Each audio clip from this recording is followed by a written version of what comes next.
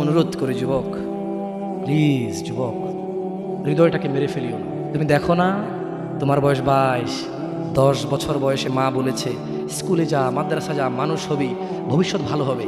তুমি শোনোনি, cricket, football, cinema, নাটক, কোথায় বিয়ে, কোথায় গায়ে হলুদ, গান বাজনা বাজিয়ে তোমার জীবন কাটাই দিছো। যুবক দেখো, 22 বছর বয়সে তুমি মূর্খ। তোমার পাশের বন্ধু পাইলট স্কুলে পড়ে, হ্যাঁ 10টা টিউশনই পড়ায়, 30,000 টাকাও কামায়। হ্যাঁ, তুমি যাকে বিয়ের প্রস্তাব দিচ্ছ কেউ রাজি নাই, ওর জন্য 5টা ঘর আসে, ওর মা বলছে এখনো ছোট, আরো পড়াশোনা করুক, আর তুমি বিয়ের জন্য হন্য হয়ে খুঁজতেছো। কোনো রিক্সাওয়ালা তোমাকে মেয়ে দিতে রাজি? তুমি দেখো 10 বছর 15 বছর বয়সে যদি মায়ের ওই কথা মেনে নিতা, তাহলে তুমি আজকে উপকৃত থাকতা। আমি জামশেদ মজুমদার 27 বছর বয়সে এসে তোমাকে বলছি তুমি গান বাজনা ছেড়ে দাও।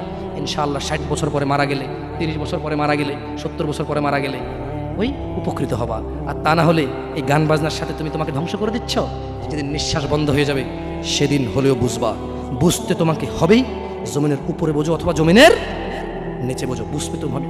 শোনো, আল্লাহ কোনো কিছু বলেছে আর তুমি বুঝবা না, আহা হা, পার পাওয়া যাবে না। তবে তোমাকে বলি, যা করেছো করেছো, যা গান বাজনা শুনেছো শুনেছো, এবার আল্লাহকে ভয় করে সব ছেড়ে ইস্তেগফার করো, বলো আল্লাহ আমাকে ক্ষমা করেন, আমার এই 2 কানে গলিত সীসা ঢালিয়েন না ইয়া আল্লাহ। ছিলাম কিন্তু আমি উপলব্ধি করতে পারিনি, ইয়া আল্লাহ আজকে আমি উপলব্ধি করছি। আল্লাহ আমি আর কখনো বাদ্যযন্ত্র দিয়ে নিজেকে আনন্দিত করব না। এই হারাম যা আপনাকে রাগান্বিত করে, আমি আর কোনোদিন এই হারাম দিয়ে নিজেকে আনন্দিত করব না। আমি অনুরোধ করব, চিটাগং শহরে থাকি, বেশি দিন হয় না, তবে কারো বিয়ে হলে আর 2 দিনও ঘুম হয় না, এত পরিমাণ গান বাজনা বাজায়, আল্লাহি হৃদয় ভেঙে যায়। আল্লাহর কসম, কি দিয়ে বুঝে আপনাকে? মন চায় মারামারি করি, মন চায় গালাগালি করি, মন চায় ঝগড়া করি, মন চায় ওর বিয়ে ভেঙে দেই, মন চায় নিজে পুলিশের ওসি হয়ে ওদের সবগুলো বন্ধ করি, মন চায় রাজনৈতিক নেতা হয়ে লাঠিছোটা নিয়ে এদেরকে পেটানো শুরু করি, মন চায় আল্লাহর থেকে অনুমতি আসুক, ওহি বন্ধ হয়ে গেছে, মন চায় আল্লাহ তুমি ওহি পাঠাও, একটাকে গলায় পাড়া দেই কতক্ষণ। মন চায় নিজেকে যদি অনেক জ্ঞানী, অনেক কিছু হতাম, কোথাও গিয়ে যদি বলতাম গান বন্ধ করো, যদি বন্ধ করে দিত, যদি এমন কিছু হতাম, কত কিছু যে মন চায়। তোমার বিবাহ তুমি রামশ্যাম যদুমধুর মতো করে ফেলেছো। যুবক, তুমি কেন কবুল পড়ে বিয়ে পড়ো? আমার তো বুঝে আসে না। বাবা, আপনি কেন আপনার ছেলেকে কবুল পড়িয়ে বিয়ে দিচ্ছেন? আমার বুঝে আসে না। ভাই, আপনি কেন আপনার মেয়েকে কবুল পড়িয়ে বিয়ে দিচ্ছেন? আমার বুঝে আসে না। আপনার মেয়ে হলুদ কাপড় পরে, মাথার মধ্যে খোপা দেয়, 3 জনে এসে দুধ খাওয়ায়, 4 জনে কোলে নিয়ে নেয়, 6 জনে গান বাজায়, 10 জনে এসে হলুদ মাখে, শুধু বুঝি মৌলবি দিয়ে কবুল পড়ালে বুঝি মুসলিমের বিয়ে হয়? শুনুন, আপনার নবী মুহাম্মদুর রাসূলুল্লাহ সাল্লাল্লাহু আলাইহি ওয়াসাল্লাম কবুলের পদ্ধতি দিয়ে গেছেন, তাই কবুল পড়ায় মুসলমানের বিয়ে মনে করেন না। কিন্তু বাকি যেগুলো করেন এগুলো কার পদ্ধতি? কার? মিথ্যা কথা বলবেন না। হুজুর ডেকে খুতবা পড়ে কবুল পড়ে বিয়ে কার পদ্ধতি? আল্লাহ নবীর। এই গান কার পদ্ধতি? কেন করতেছেন? ওটা তো আপনার বিয়ের অংশ। বিয়ে না হলে তো বাজাতেন না। বিয়েকে কেন্দ্র করে যেমন কবুল বলছেন, বিয়েকে কেন্দ্র করে তো গানটা বাজাচ্ছেন। কয়জন নবীর উম্মত আপনি? আপনার নবীর নাম কি? আই এম আস্কিং ইউ, আপনার নবীর নাম কি? আমার নবীর নাম মুহাম্মদ রাসূলুল্লাহ সাল্লাল্লাহু আলাইহি ওয়াসাল্লাম। Who is the messenger of Allah for you? আপনার জন্য আল্লাহর নবী কে? কোন নবীর সুন্নাত পালন করলেন গান বাজিয়ে? আপনার জন্য আমার বিল্ডিংটা ভেঙে পড়বে, বলে রাখি ছাড়বো না। আল্লাহ তুমি আমার ভাইদেরকে হিদায়াত দাও ইয়া আল্লাহ, ছাড়বো না। এই যে ভূমিকম্প হলো আপনার গান বাজনা বাজানোর কারণে। মুহাম্মদ সাল্লাল্লাহু আলাইহি ওয়াসাল্লাম কি মিথ্যা কথা বলে? কারা কারা হাত তুলেন তো যে মুহাম্মদ সাল্লাল্লাহু আলাইহি ওয়াসাল্লাম জানে না, মুহাম্মদ সাল্লাল্লাহু আলাইহি ওয়াসাল্লাম জানে না, এরকম কারা কারা স্বীকার করে? আল্লাহ নবী বলেছে, যখন বাদ্যযন্ত্র বেড়ে যাবে, গায়িকারা সম্মুখে এসে নাচবে, তুমি অপেক্ষা করো, পাহাড়গুলো কেঁপে উঠবে, পৃথিবীটা নড়ে উঠবে। জালজালা ইযা জুলজিলাতিল আরদু জিলজালাহা, যখন পৃথিবী প্রবল কম্পনে প্রকম্পিত হবে, ওয়া খরাজাতিল আরদু আসকালাহা, যখন এই মাটি তার ভিতরে যা আছে একদম লাথি মেরে বের করে দেবে, লাশ হোক আর যাই হোক, মাটি বলবে যে বের হও, বের হও আমার থেকে, বের হও, আমি তোর আর কাউকে রাখবো না।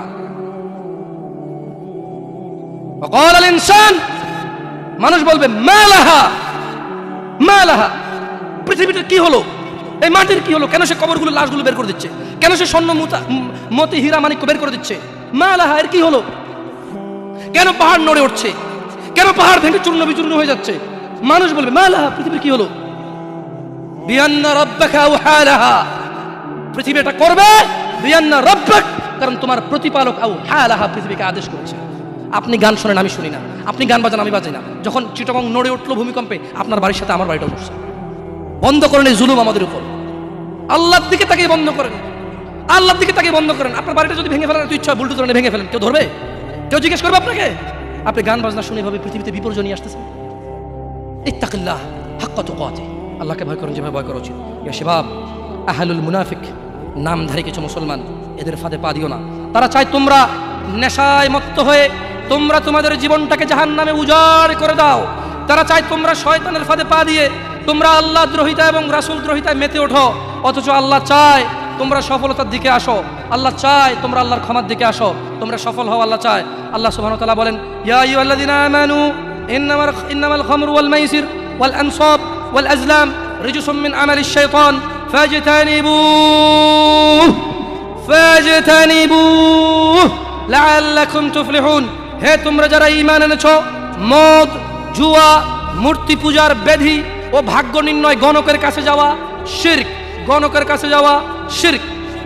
ভাগ্য নির্ণয় করার শর্ত কেবল ঘৃণার বস্তু, শয়তানের কাজ, কাজেই তোমরা সেগুলো বর্জন করো।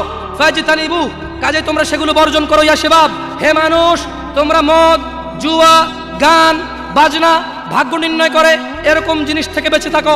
আল্লাহ বলছেন যে রিজসুম মিন আমালিশ শায়তান, এগুলো শয়তানের কাজ, এগুলো ইবলিসের কাজ। ফাজতানিবু, আল্লাহ বলছে হে আমার বান্দারা, ফাজতানিবু, এগুলো থেকে বেঁচে থাকো। কেন? লাআল্লাকুম তুফলিহুন, যাতে তোমরা জিতে যাও, যাতে তোমরা সফল হও, যাতে তোমরা জান্নাতি হও, যাতে তোমরা ভয়াবহ আগুন থেকে বেঁচে যাও। জাহান্নামের আগুন কি? নাযাআতাল লিশশাওয়া, চামড়া খসে দেবে, এটা হচ্ছে জাহান্নামের আগুন। জাহান্নামের আগুন থেকে বাঁচার দরকার আছে না নাই? এইভাবে এলোমেলো চলাফেরায় শুক্রবারের নামাজে গিয়ে বাকি সব বাদ দিয়ে নামাজও পড়বো, শুধু খাবো। আরে বাস্তবতা এমন, এখনকার ঘুষখোররা বলে যে শুনেন 3 লাখের নিচে হবে না, আপনাকে বুঝতে পারতেছি না, জোরের টাইম চলে যাচ্ছে, দিলে দিন না দিলে যায় নামাজ যাই।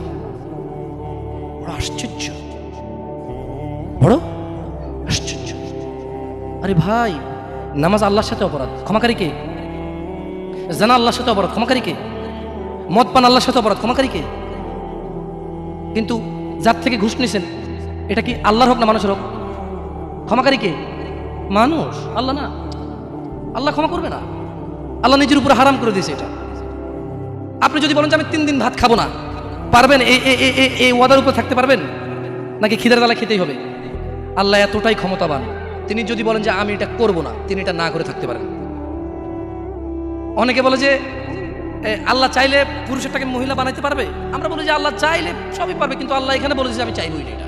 আর আল্লাহ এত ক্ষমতাবান, আমি এটা করবো না বলে পৃথিবীর কেউ জোর করে ওনাকে করাইতে পারবে না। আমরা কথা বুঝতে পারছেন? এই জন্য মানুষের হক যে নিচ্ছেন আপনারা, আল্লাহ ক্ষমা করবে না। তো প্রশ্ন, আল্লাহ এত ক্ষমতাবান, আল্লাহ ক্ষমার মালিক না আল্লাহ? আল্লাহ এই ক্ষমতাটা তার বান্দাকে ভালোবেসে দিয়ে দিছে। হ্যাঁ বান্দা নে, তোকে দিয়ে দিলাম ইখতিয়ার, আমি আল্লাহ মিথ্যা কথা বলি না। তোর হক যে খাবে, তুই মাফ করলে সে মাফ পাবে, আমি মাফ করবো না। আমি দাখিলি দিব না জায়গায়, কি করবে না? আমি না কি গলাবো না। লা ইলাহা ইল্লাল্লাহ, সুবহানাহু, তিনি পবিত্র। তো তারা চায় তোমরা মদ, জুয়া, নেশায় ব্যতিব্যস্ত হয়ে থাকো। নামধারী মুসলিমরা চায়, মুনাফিকরা চায় এটা। কাফেরদের দোষ দিয়ে লাভ নাই, 90% মুসলমান দেশ, আপনারাই তো বলেন। তা কাফের কি করে এখানে? এখানে মদের আড্ডার মালিক মুসলমান, এখানে গানের আড্ডার মালিক মুসলমান, এখানে ডিস কেবলের মালিক মুসলমান, এখানে মানুষ মারে মুসলমানের কথা, এখানে মানুষ বাঁচায় মুসলমানের কথা, এখানে দুজনে যায় উঠা নিয়ে চলে আসে কাউকে মুসলমানের কথায়, মুসলমানের বাড়ির নিচে মসজিদ, মুসলমানের দোকানের উপরে মসজিদ, মুসলমানের ঘরের পাশে মসজিদ। মুসলমান নামাজ আসে না, কাফের দোষ দিবেন কিভাবে আপনি? সবই তো মুসলমান। তো এরা কি মুসলমান না মুনাফিক? এরা মিথ্যাবাদী। কি আপনারা মনে কষ্ট নিচ্ছেন যে আমাদেরকে গালি দিয়ে গেল? ওয়াল্লাহি ওয়াল্লাহি ভুল বুঝিয়েন না। আমি এই কথাগুলো বলে বোঝাতে চাচ্ছি, আপনি যে নামাজ পড়েন না, এটা ছাড়া বিকল্প নাই। আমি বলি না যে আপনি খারাপ জাহান্নামে চলে যাবেন, না। আপনার মালিক কে? তিনি যদি আপনাকে জান্নাত দেয় ক্ষমা করে, কেউ ঠেকাইতে পারবে? কিন্তু মনে রাখবেন, তিনি মিথ্যা কথা বলেন না। তিনি বলে দিয়েছে তিনি কাদেরকে জান্নাত দেবে। উনি পৃথিবী পরিচালনা করেন একটা নিয়ম শৃঙ্খলায়। কিভাবে? একটা নিয়ম শৃঙ্খলায়। বুঝে আসছে না, আসে নাকি? যাই হোক, ইবনে আব্বাস রাদিয়াল্লাহু আনহুমার বর্ণনায় রাসূল সাল্লাল্লাহু আলাইহি সাল্লাম বলেন, আল্লাহ তাআলা মদ, জুয়া, তবলা, সারেঙ্গি হারাম করেছেন। তিনি আরও বলেন, নেশাগ্রস্ত করে এমন প্রত্যেক বস্তু হারাম। মুসনাদে আহমদ ও আবু দাউদ এসেছে। এছাড়াও বহু প্রমাণ ও নির্ভরযোগ্য হাদিস রয়েছে যাতে গান, বাদ্যযন্ত্র হারাম ও নাজায়েজ বলা হয়েছে। এই ব্যাপারে বিশেষ সতর্কবাণী রয়েছে ও কঠিন শাস্তির ঘোষণা করা হয়েছে। রাসূলুল্লাহ সাল্লাল্লাহু আলাইহি সাল্লাম বলেছেন, আমার উম্মতের মধ্যে এমন সম্প্রদায় হবে যারা জানা, ব্যভিচার, রেশমি কাপড় ব্যবহার, মদ পান, ও গান বাদ্যকে হালাল করবে। আপনি আপনি আপনি খেয়াল করে দেখেন, আল্লাহ নবী ভবিষ্যৎবাণী দিয়ে গেছে যে আমার উম্মতের মধ্যে এমন কিছু লোক বের হবে যারা দাঁড়িয়ে থাকবে, 60 বছর বয়স হবে, মসজিদের সভাপতি হবে, স্কুলের সভাপতি হবে, অথবা কোনো পতি হইলো না, কারো পতি হইলো না, এমনি মানুষ ভিক্ষা করে হলো বিয়ে করে গান বাজার ব্যবস্থা করবে। ভিক্ষা করে হলো গান বাজার কি করবে, ব্যবস্থা করবে। নাহলে তাকে বিয়ে হচ্ছে না, নাহলে কি হচ্ছে না, বিয়ে হচ্ছে না। ওয়াল্লাহি যত পোলা তার বিয়েতে গান বাজা, বাবা জীবিত, এই বাবা দায়ী। যদি ওই বাবা বিয়েতে উপস্থিত থাকে, বাবা ছেলেকে ডাইরেক্ট বলবে, শোনো, তোমার যৌবন আছে, তোমার ইনকাম আছে, তোমার ক্ষমতা, তুমি গান বাজনা বাজাবা। আমি বাবাকে আল্লাহ ক্ষমতা দিছে, আল্লাহকে আমি রাজি থাকবো না, তোমার বিয়ে হবে না। মেয়েকে বলবেন তোর বিয়ে হবে না, তুই গায়ে হলুদে যাবি, মানে আমি খালি এখান থেকে সরে যাই আর বলবো যে এইটা আমি বিয়েতে থাকবো না, এই বিয়ে হারাম, গান বাজনা বাজতেছে, গায়ে হলুদ হচ্ছে, আমি বিয়েতে থাকবো না, এটা আল্লাহ আমার পাওয়ার দিচ্ছে। তুই মক্কার ইমামে যদি বিয়ে পড়াস আর আমি না রাজি না থাকি, তোর বিয়ে হারাম। বুঝাচ্ছে না, আসে নাই? পোলাই যদি মাইয়ে যদি নিজের পাওয়ার ইস্তেমাল করে, আপনিও নিজের পাওয়ার ইস্তেমাল করেন। বলেন যে কি পাওয়ার দেখাস না আমার সাথে, আমি তোর বাপ, কি পাওয়ার দেখাস তুই? তুই আমাকে জাহান্নামে নিয়ে যাবি? নো, ফেরাউন পারেনি, নমরুদ পারেনি, আবু জাহেল পারেনি, আবু লাহাব পারেনি। তুই আমার জন্মের ছেলে, তুই এমন কাজ করবি আমাকে জাহান্নামে নিয়ে যাবি? না, আমি তোর সাথে একমত না, এই কাজে আমি নাই, এই কাজে আমি। বলতে পারবেন? বলতে পারবেন? দেখুন, বলতে পারেন আর না পারেন, এখানে স্বীকৃতি দেন আর না দেন, বলা উচিত। যাই হোক, রাসূলুল্লাহ সাল্লাল্লাহু আলাইহি সাল্লাম বলেন, যে ব্যক্তি দুনিয়াতে মদ পান করবে যে ব্যক্তি দুনিয়াতে মদ পান করবে ও তওবা করবে না, সে আখিরাতে তা থেকে বঞ্চিত থাকবে। দেখুন দিনী ভাইয়েরা, জিনা ব্যভিচার এত পরিমাণ বেড়েছে। হে মুসলমান, হে মানুষ, মুনাফিকের ফাঁদে পা দিও না। তারা চায় তোমরা বেহায়াপনা, নির্লজ্জতা, নোংরামো, অশ্লীল চরিত্রকে আপন করে নাও, যা তোমাদের দুনিয়া ও আখিরাতকে সম্পূর্ণ ধ্বংস করে দিবে, যা তোমরা তোমার নিজের ও তোমার ভবিষ্যৎ প্রজন্মের দুনিয়া ও আখিরাত অন্ধকার করে দেবে।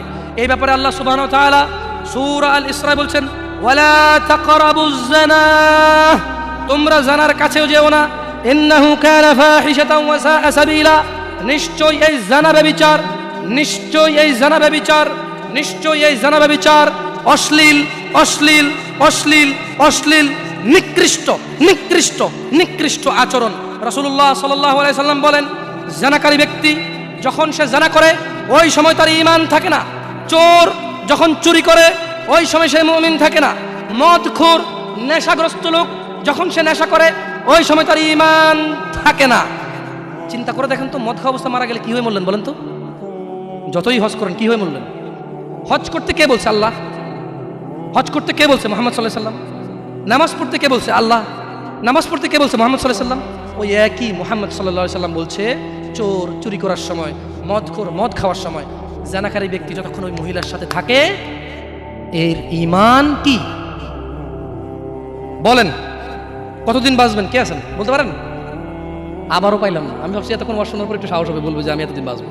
তো যে জানা করতে গেলেন তার মানে গ্যারান্টি আছে যে যা জানাটা না করে চলে আসবো, তারপরে মরবো তওবা করে, না? এরকমই তো কিছু নাকি? আল্লাহ আমাদেরকে বুঝার তৌফিক দান করুন। দেখুন দিনী ভাইয়েরা,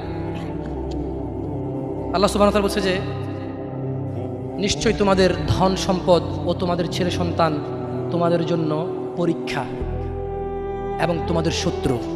কিছু কিছু ক্ষেত্রে ছেলে সন্তান ধন সম্পদ কি শত্রু। যে এই ছেলের জন্যই তো রেপ করে আসছে, আপনি বলছেন যে না আমার ছেলে নির্দোষ, 5 লাখ টাকা উকিলকে দিয়েছেন, 10 লাখ টাকা অমুককে দিয়েছেন, 3 লাখ টাকা অমুককে দিয়ে একটা মেয়ের জীবন নষ্ট হয়ে গেল, আপনি পরোয়াই করেননি। কার জন্য এটা করেছেন বলেন তো? আপনার নিজের জানা করার কারণে নাকি ছেলে? নিজের জন্য না ছেলের জন্য? হ্যাঁ, তো বলেন এই ছেলে কি শত্রু না মিত্র? এই ছেলে এই যে আপনি একটা অন্যায়কে সাপোর্ট করে গেলেন, যদি আল্লাহ আপনাকে জিজ্ঞেস করে আপনার বাচ্চা আছে, এই অন্যায়টা আপনি কার জন্য করছেন? কার জন্য?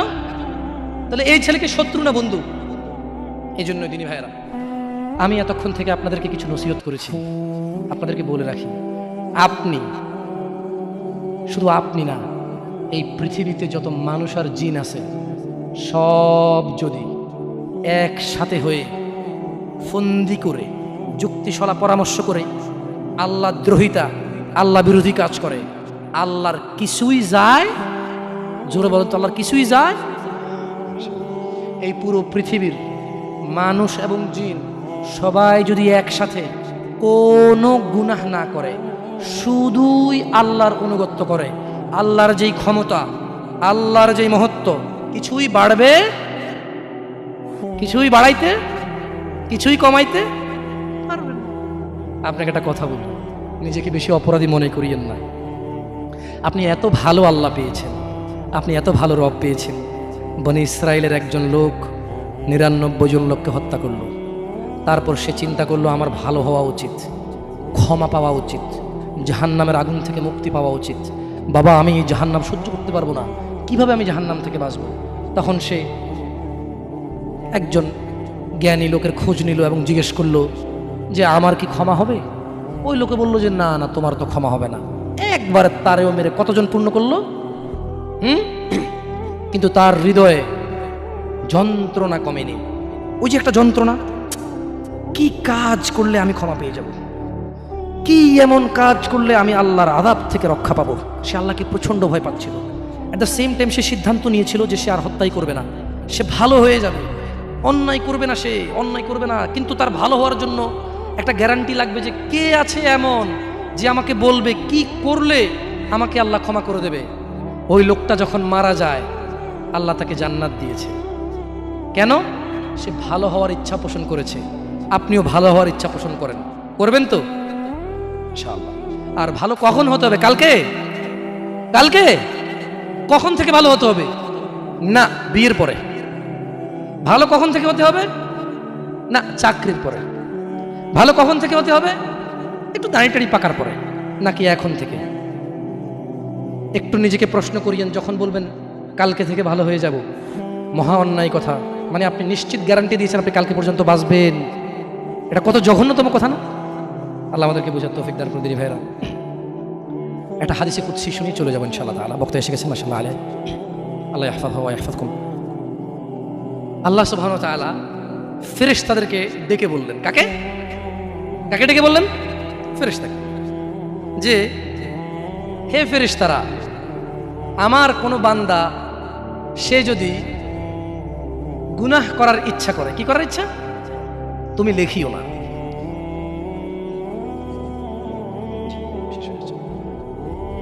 তাহলে ফেরেশতাদেরকে আল্লাহ কি বললেন? আমার কোনো বান্দা গুনাহ করার ইচ্ছা করলে তোমরা তা লেখিও না, যতক্ষণ পর্যন্ত সে না করে।